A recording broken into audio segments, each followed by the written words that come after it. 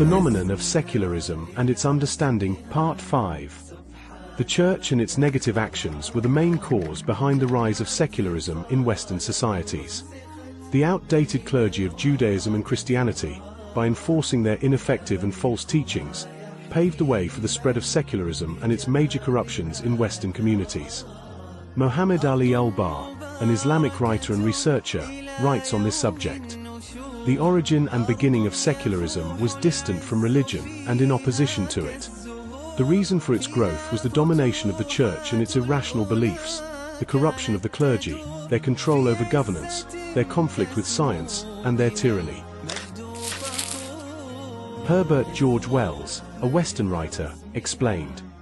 The 13th century witnessed the development of a new system within the Church, namely the Inquisition. This highlights what the Church and Christian clergy imposed upon their society, which ultimately led to the emergence and rapid expansion of secularism and its dominance over Western countries. All these measures were the Church's calls for asceticism and renunciation of worldly desires.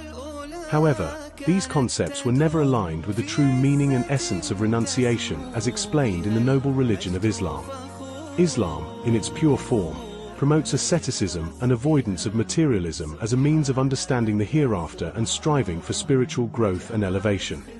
It views the world as a tool to build the life of the hereafter and to attain high spiritual ranks. Islam has never opposed progress and worldly advancement, nor does it accept seclusion from the world and society.